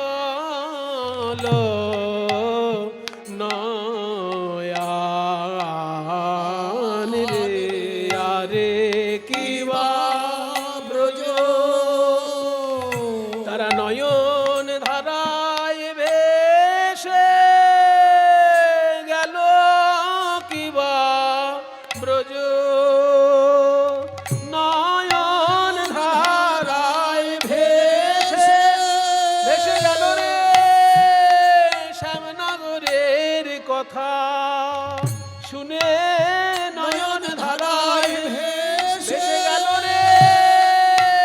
শ্যামনগরের কথা শুনে নয়ন ধারায় ভেসে গেল। কি বা ব্রজ তরুণী গণ সজল নয়ান রে। ওই ছন বচন। এত সুন্দর গানটি আমি শিখেছিলাম, ওই যে বললাম রবীন্দ্র ভারতী বিশ্ববিদ্যালয়ের শ্রীখোলের অধ্যাপক ছিলেন মনোরঞ্জন ভট্টাচার্য মহাশয়ের কাছে। टूटल सबहु कमन रथ करनी, टूटल सबहु कमन रथ करनी। अवনত आनने नखे लिखु धरनी, अवনত आनने नख लिखु धरनी, अवনত आनने नख लिखु धरनी। বলে দ্বিধা হও মা, দ্বিধা হও ওগো ধরনী তুমি, দ্বিধা হও ওগো ধরনী তুমি, দ্বিধা হও। আমরা তোমার পক্ষে প্রবেশিব, দ্বিধা হও আমরা তোমার পক্ষে প্রবেশ। কৃষ্ণের বাক্যবান সইতে নারী, তোমার পক্ষে প্রবেশিব বাক্যবান। তোমার পক্ষে প্রবেশিব বাক্যবান সইতে নারী, তোমার পক্ষে প্রবেশিব বাক্যবান সইতে নারী। শূন্য শূন্য সুকপট শ্যামর চন্দ, শ্যামর চন্দ। আরে কইছে কহসি তু হই হই অনুবন্ধ, কইছে কহসি তু হই হই। বল বল কইছে তোমার দয়া কি নাই হে, কইছে কহসি দয়া কি নাই হে, কইছে কহসি দয়া কি নাই হে। আরে কইছে কহসি তু হই হই অনুবন্ধ, কইছে কহসি তু হই। যারা নরম মনের গোপী তারা মাথা নিচু করে কাঁদছেন। মহিবং বিভোর হতি ভবান গদিতুম নৃশংসঃ, সন্ত্যজ্য সর্ব বিষয়াংস্তব পাদমূলম। ভক্তা ভজস্ব দুরবগ্রহ মাত্যজাস্মান, দেবো যথাদি পুরুষো ভজতে মুমুক্ষুম। নরম মনের গোপী যারা তারা কাঁদছে, কিন্তু কিছু কিছু তো গোপী আছে ললিতা বিশাখার মতন শক্ত মনের গোপী, যারাকে কৃষ্ণকে ওঠায় আর বসায়। সেই রকম প্রখরা গোপী যারা, তারা বলছে এই যে শ্যামসুন্দর, এই জ্ঞান দেওয়া আবার কবে থেকে শুরু করলে? ছোটবেলা থেকে দেখছি তুমি লোকের বাড়িতে বাড়িতে চুরি করে বেড়াও। মাখন চুরি করেছিলে বলে তোমার মা কোমরে এমন বাঁধা বেঁধেছিল যে গাছপালা নিয়ে উপড়ে পড়লে। হ্যাঁ, আর তুমি বলছো ধর্মের কথা? শুনো শুনো সুকপট শ্যামর চন্দ, कैसे कहसी तु हुई हन बंध। भांगली कुलशील मुरली गोसाने, किंकरी गणे जनु केशे धरिया आने। अब कह कपट धर्म जुत बोल, বলো ধার্মিক হরয়ে কি কুমারী নিচল।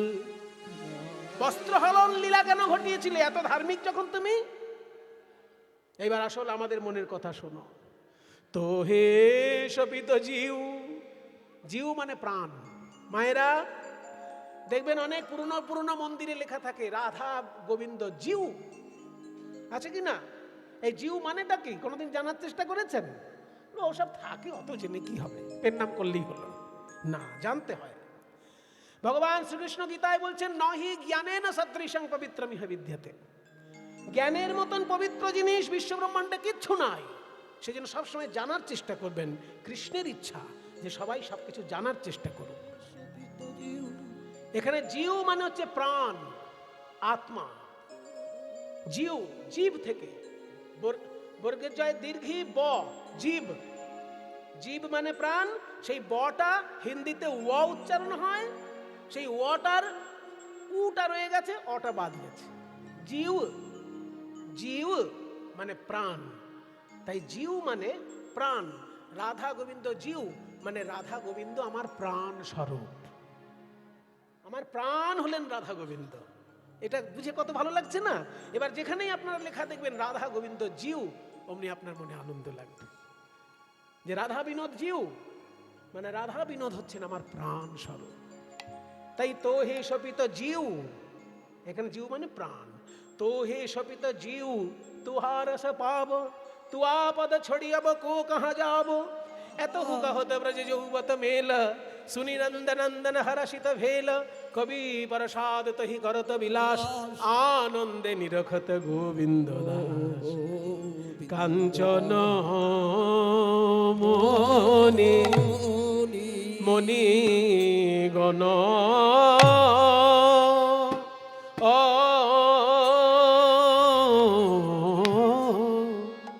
কাঞ্চন মণিগণ জননীর মা।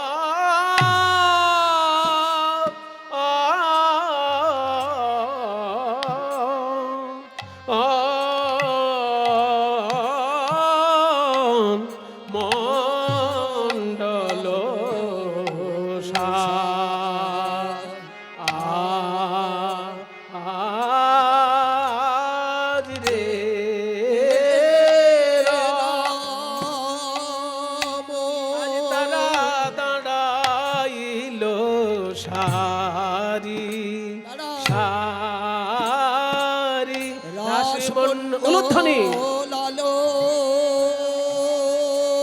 করি দাঁড়াইলো সারি সারি রাসমণ্ডল লালো করি দাঁড়াইলো সারি সারি যাই রে শোভার বলি হারি দাঁড়াইলো সারি সারি রাসমণ্ডল আলো করি দাঁড়াইল সারি সারি রাসমণ্ডল লালো করি দাঁড়াইলো সারি সারি মাঝে বংশীধারী দাঁড়াইল সারি রাসমণ্ডল আলো করি দাঁড়াইলো সারি সারি রাসমণ্ডল আলো করি দাঁড়াইল সারি সারি মণ্ডল আলো করি দাঁড়াইলো সারি সারি আলো করি দাঁড়াইলো সারি, তিওরটা চলছে। আলো করি দাঁড়াইলো সারি সারি, আলো করি দাঁড়াইলো সারি সারি, আলো করি দাঁড়াইলো সারি সারি আলো করি দাঁড়াইলো সারি সারি সারি সারি।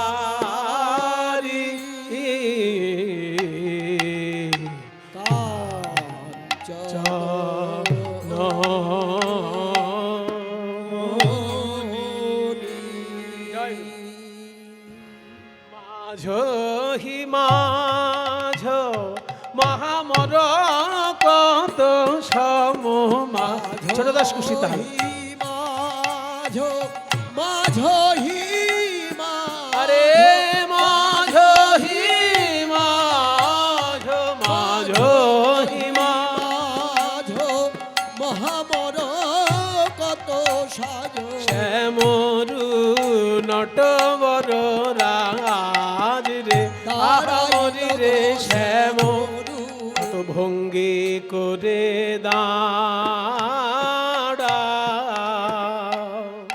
দাঁড়াইল রে শ্যাম কত ভঙ্গি করে হরি বল মায়েরা উলু দাও দাঁড়াইল কত ভঙ্গি করে গোবিন্দ চরণে চরণ ছেদে অধরে মুরলি লয়ে চরণে অধরে মুরলি লয়ে চরণে চরণ ছেদে কত ভঙ্গি করে আবার ঢুকবো ছোট দাস দাঁড়াইল রে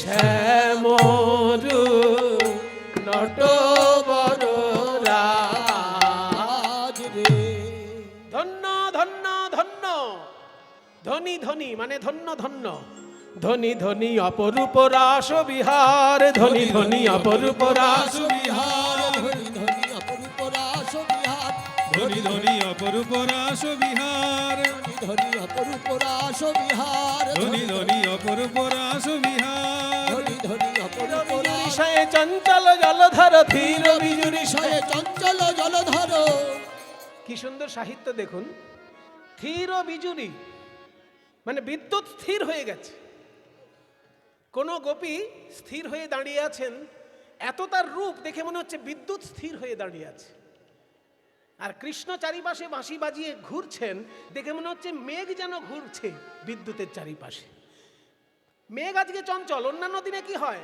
মেঘ স্থির থাকে বিদ্যুৎ চঞ্চল কিন্তু আজকে বিদ্যুৎ স্থির মেঘ চঞ্চল ধীর বিজুরি শয়ে চঞ্চল জলধর ধীর বিজুরি শয়ে চঞ্চল জলধর রসবরি খায়ে অনুবার রসবরি খায়ে অনুবার কত কত ভগবানী পঞ্চম গাওত কত কত চাঁদ তিমির পর বিলসই রহু কত কত চাঁদে তিমি রহু কত কত চাঁদ বলছে কত কত চাঁদ তিমির পর বিলসই আজকে চাঁদ যেন অন্ধকারের সঙ্গে খেলা করছে চাঁদ হচ্ছে গোপীর বদন অন্ধকার হচ্ছে শ্রীকৃষ্ণ অন্ধকারে আর আলোতে খেলা হচ্ছে কত কত চাঁদ তিমির পর বিলসই কত কত চাঁদ তিমির পর বিলসই তিমিরহু কত কত চাঁদে তিমিরহু কত কত চাঁদে আহা কনকলতায়ত মালহু কত শত কনকলতায়ত মালহু কত শত দুহু দুহু তনু তনু বাঁধে দুহু দুহু তনু তনু মাঝে তমাল গাছে যেন কনকলতা জড়িয়ে খেলা করছে তমাল গাছ হচ্ছে কৃষ্ণ আর কনকলতা হচ্ছে গোপী কনকলতায় তমালহু কত শত দুহু দুহু তনু তনু বাঁধে আবার একটা মজার কথা বলছে অন্যান্য দিন ভ্রমর গান করে পদ্মফুল শোনে আর আজকে পদ্মফুল গান গাইছে ভ্রমর দোহার কি করছে মানে ব্রজগোপীর মুখটা যেন পদ্মফুলের মতো ব্রজগোপী গান গাইছে কৃষ্ণ তার সঙ্গে বাঁশি বাজাচ্ছে মনে হচ্ছে পদ্মফুল গাইছে আর ভ্রমর সুরটা ধরে রাখছে কত কত পদমিনী পঞ্চম গাওত পঞ্চম গাওত মধুকর ধরু শ্রুতি ভাষে কত কত পদমিনী পঞ্চম গাওত মধুকর ধরু শ্রুতি ভাষ মধুকর মেলিপত পদমিনী গাওত মধুকর মিলিকত পদমিনী গাওত এত সুন্দর গান যিনি লিখেছেন সেই গোবিন্দ দাস আবার প্রণাম করি নিরখত গোবিন্দ দাস নিরখত গোবিন্দ দাস নিরখত গোবিন্দ দাস যোগ মায়াকে স্মরণ করে তোমরা রাস মঞ্চ সজ্জিত করো নৃত্য গীত হবে যোগ মায়া কাত্তায়নের শরণাপন্ন হলেন সবাই সবাই একটু হাত জোড় করুন 1 বছর আগে গোপীগণ যমুনার তীরে বালির মূর্তি তৈরি করে মা যোগমায়া কাত্যায়নীর ব্রত করেছিলেন। সেই সময় কাত্যায়নী দর্শন দিয়ে বলেছিলেন, কি চাও? গোপীগণ বলেছিলেন, প্রাণ গোবিন্দকে প্রাণপতি রূপে চাই। তাই হবে, 1 বছরের মধ্যে তোমাদের মনোবাসনা পূর্ণ হবে। তাই গত অঘ্রাণে করেছিল যোগমায়ার ব্রত, আর এইবারের রাস পূর্ণিমায়, রাস পূর্ণিমায় মানে কার্তিকের পূর্ণিমা, রাস পূর্ণিমায় 1 বছরের মধ্যে মনোবাসনা পূর্ণ হলো। 1 বছর পর মানে 1 বছরের মধ্যে আর কি গোপীগণ মনোবাসনা পূর্ণ হলো গোপীদের। যোগমায়া কাত্যায়নীকে ডাকছেন গোপীগণ, আমরাও একটু ডাকি, একটু হাত জোড় করবেন সবাই। ওম, কারণ এটা ত্রিধারা, শাক্ত শৈব বৈষ্ণব 3 ধারার মিলন মন্দির। ওম কাত্যায়ন্যৈ নমো নমঃ। ওম রাত্রিং ব্যাখ্যাদতিং প্রপদ্যে।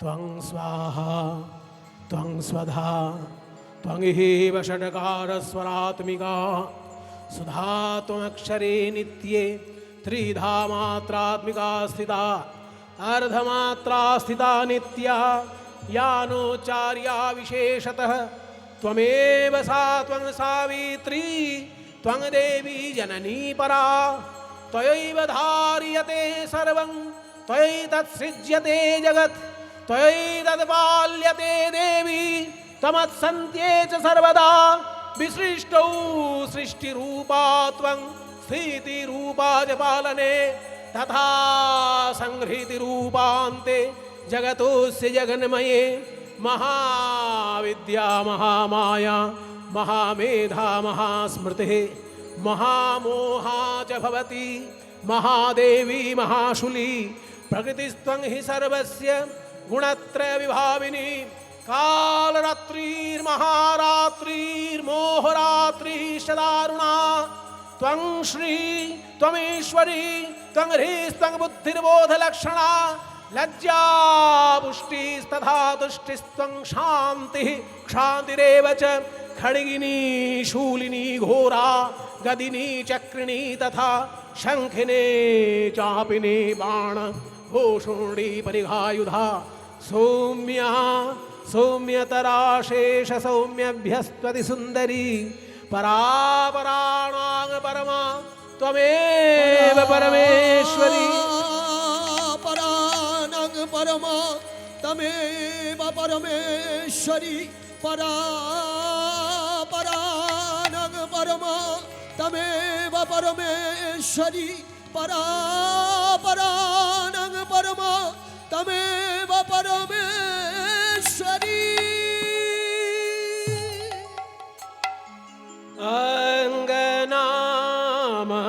अङ्गनामङ्गनाम् अन्तरामाधवो अङ्गनामङ्गनाम् अन्तरामाधवो माधवं माधवं चान्तरेणाङ्गना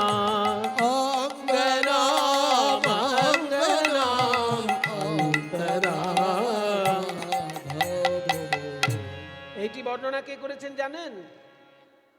এনার সাহিত্য মহাপ্রভুর এত প্রিয় ছিল যে দক্ষিণ ভারতে ঘুরতে গিয়ে দর্শন করতে গিয়ে মহাপ্রভু এনার সাহিত্য সঙ্গে করে এনেছিলেন। ইনি হচ্ছেন বিল্লমঙ্গল ঠাকুর। বিল্লমঙ্গলের লেখা এই কবিতাটি। ইত্থমা কল্পিতে মণ্ডলী মধ্যগো ইত্থমা কল্পিতে মণ্ডলী মধ্যগো বেণুনা সংজগো দেবকী নন্দনো वेणूनां संयोगो देवकी नंदन अंगना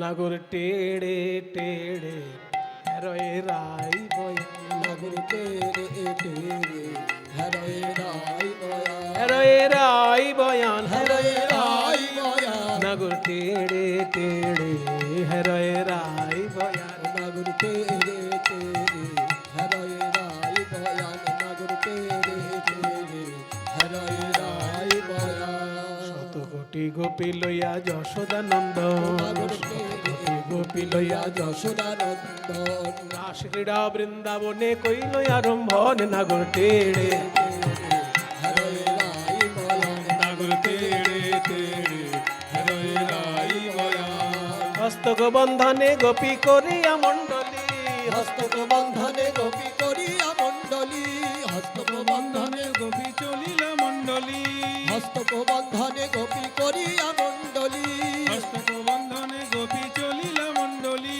হস্তক বন্ধনে গোপী করিয়া মণ্ডলী হস্তক বন্ধনে গোপী চলিলা মণ্ডলী হস্তক বন্ধনে গোপী করিয়া মণ্ডলী হস্তক বন্ধনে গোপী চলিলা মণ্ডলী ওই মাঝে নাচে যশোদানন্দন বনমালী মাঝে নাচে যশোদানন্দন বনমালী গৌর হরিবল হরিবল মাঝে নাচে যশোদানন্দন বনমালী নাগর টেড়ে টেড়ে রয়ে রাই বয়ান নাগর তেড়ে তেড়ে হরে রাই বয়া ওইভাবে হবে না। সবাই একসঙ্গে নাচলে কে ভালো নাচছে কে মন্দ নাচছে বোঝা যাচ্ছে না। একজন একজন করে নাচ। কে আগে নাচবে? রাধারানী আগে নাচবে। কেন? তুমি পুরুষ মানুষ আগে নাচো না। রাধারানী রাজার মেয়ে তো, আদরে আদরে বড় হয়েছে, বেশি নাচতে পারবে না। ওই জন্য অল্প নেচে বসে যাক, তারপর আমি সারা রাত্রি নাচবো। আমার কোনো পরিশ্রম নেই, সারাদিন গরু চড়াই আমি। আসলে ব্যাপারটা অন্য জায়গায়। কিন্তু কৃষ্ণের মনে এক কথা আর মুখে আর এক কথা। মুখে বলছেন যে রাধারানী রাজার মেয়ে, বেশি পারবে না, আগে নেচে নিক। কিন্তু মনে অন্য কথা। মনে বলছে, মনে মনে বলছে রাধারানী রাজার মেয়ে, বড় বড় গুরু ধরে নাচ শিখেছে। আর আমিও নাচ শিখেছি বড় বড় গরু ধরে। কাজে গুরু ধরা নাচ আর গরু ধরা নাচ তো একরকম হবে না। আগে উনি ওনার গুরু ধরা নাচ শিখে নিক, দেখে নেচে নিক। ওই নাচ ভালো করে দেখে দেখে আমি দু একটা ছোটখাটো শিখে নেব, আর ওই এক নাচ সারা রাত্রি চালাবো। ওই জন্য বলছে কিশোরী আমার প্রেমের গুরু। ও গুরু ধরে নাচ শিখেছে, আমি ওকে ধরে নাচ শিখবো। তাই বলছে আগে রাধারানী নাচো। ওগো চাঁদ বদনী নাচো তো দেখি। দেখো যেমন বাজনা তেমন নাচ হবে। তা তা থাইয়া থাইয়া তিনি কেটে নাচ ঝিনে ঝা। তা থইয়া থইয়া তিনি কিনি নাক ঝিনঝা তা থইয়া থইয়া তিনি কেটে নাক জিনে ঝা তা থইয়া থইয়া তিনি কিনি নাক ঝিনঝা তা থইয়া থইয়া তিনি কেটে নাক ঝিনে ঝা বাজাও তিনি কেটে নাক ঝিনে ঝা।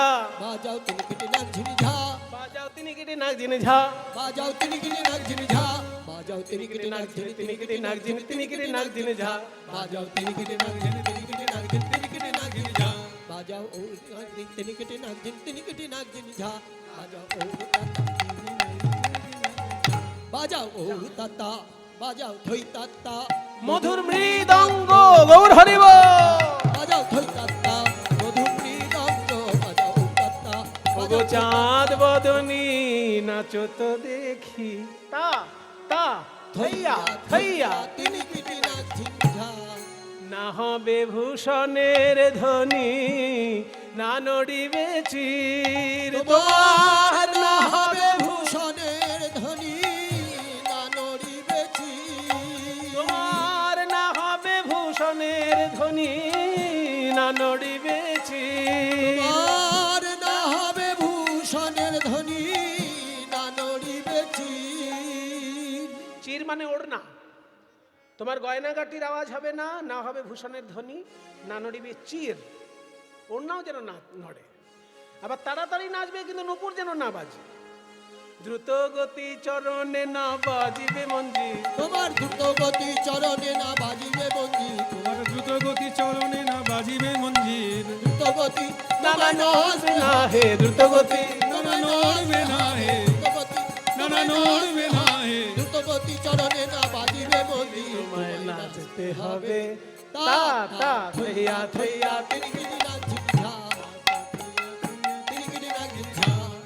শোনো, আমি একটা তাল বলবো, সেই তালে বাঁশি বাজাবো, তোমায় নাচতে হবে।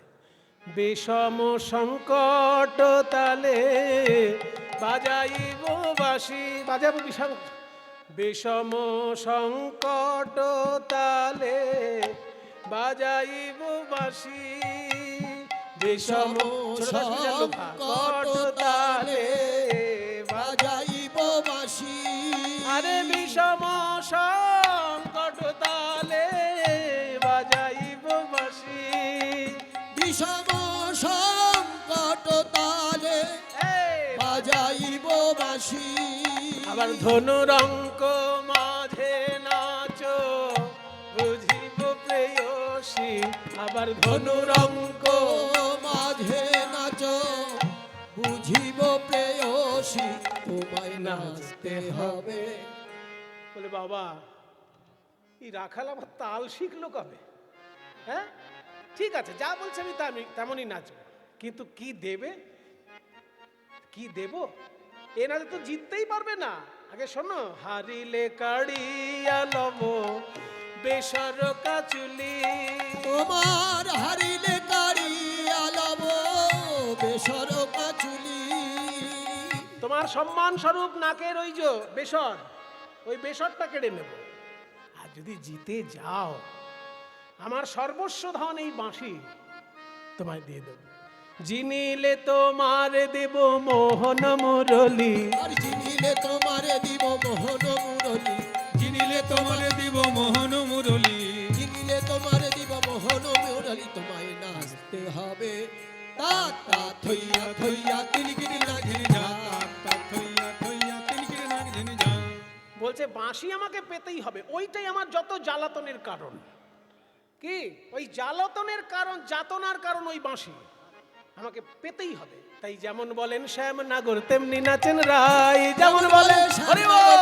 নাচে রাই, যেমন বলেন শ্যামনগর তেমনি নাচেন ওই রায়, যেমন বলে শ্যামনগর তেমনি নাচে রাই, যেমন বলেন শ্যামনগর তেমনি নাচেন রায়, যেমন বলে শ্যামনগর তেমনি নাচে রাই, যেমন বলে শ্যামনগর তেমনি নাচেন রায়।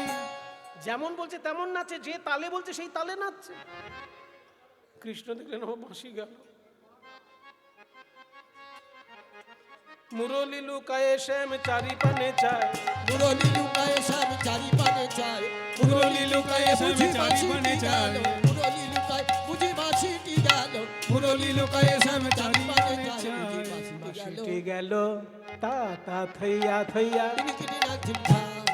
কৃষ্ণের ওই অবস্থা দেখে সবাই আরো বেশি করে রাধারানীর জয়ধ্বনি দিয়েছে।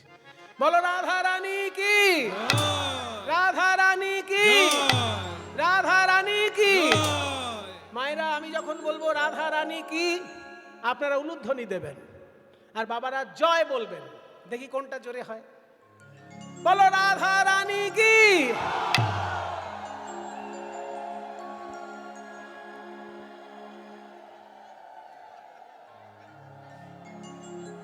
মায়েরা কিন্তু অনেকক্ষণ ধরে উলুধ্বনি দিয়েছে, আর বাবারা যায় বলে থেমে গেছে। ওটা হবে না। মায়েরা যতক্ষণ উলুধ্বনি টেনে রাখবে, বাবারা ততক্ষণ জয় টেনে রাখতে হবে। বলো বলো রাধা রানী কি।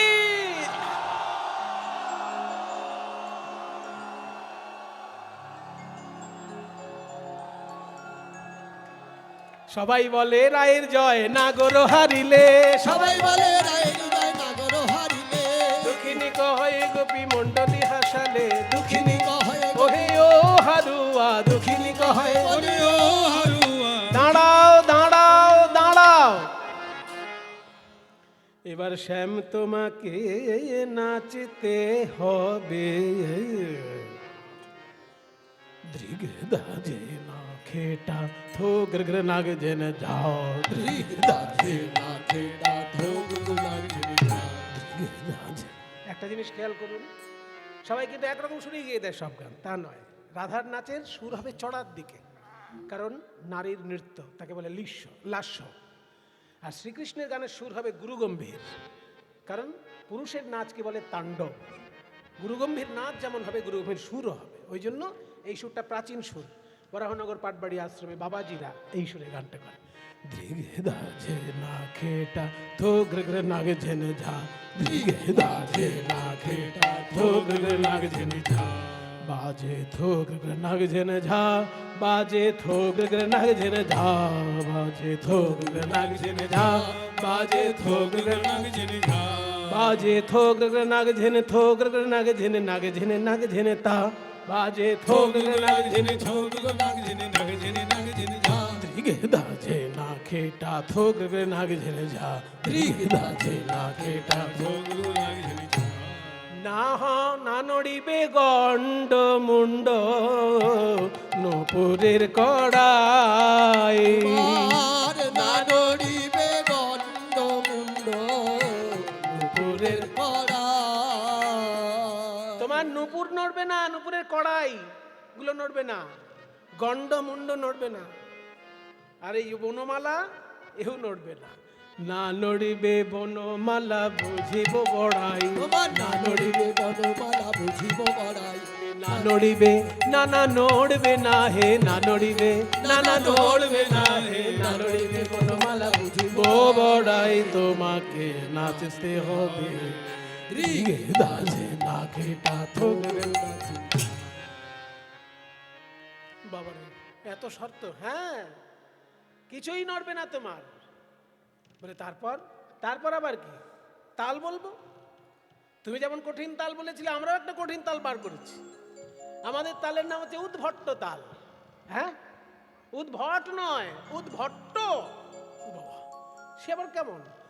উদ্ভট্ট তালেতে যদি হারো বনমালী, ঝাঁপ তালের এক অংশ আর লোফা মিলে, উদ্ভট্ট তালেতে যদি হারো বনমালী, উদ্ভট্ট তালেতে যদি আর বনমালী। উদ্ভট্ট ওই জন্য উদ্ভট প্রকৃতির তাল। তালের ক রকমের প্রকৃতি হয়, জাতি ক রকম তালের? বলবো অত তো জানি না বাবা, তাল বাজে গানের মধ্যে এই অবধি জানি। তালের জাতিগুলো কি কি আছে দেখো। তালের জাতি হচ্ছে প্রথমে চার ছন্দের তাল হলে চতুস্র, 3 ছন্দের তাল হলে তিস্র, আর 3 আর 4 মিশিয়ে তাল হলে তাকে বলে মিশ্র তাল, আর 3 সঙ্গে 2 যদি থাকে তাকে বলে খণ্ড তাল, খণ্ড জাতি। 4 রকমের জাতি, মানুষের যেমন 4 রকম জাতি আছে, ব্রাহ্মণ ক্ষত্রিয় বৈশ্য শূদ্র, তালেরও 4টে জাতি আছে।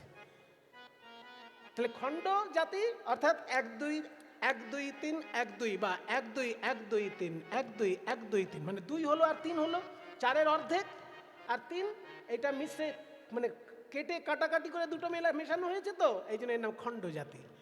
আবার লোফা হচ্ছে তিস্র জাতির তাল, 1 2 3 4 5 6, 1 2 3 4 5 6, 3 3 ছন্দ।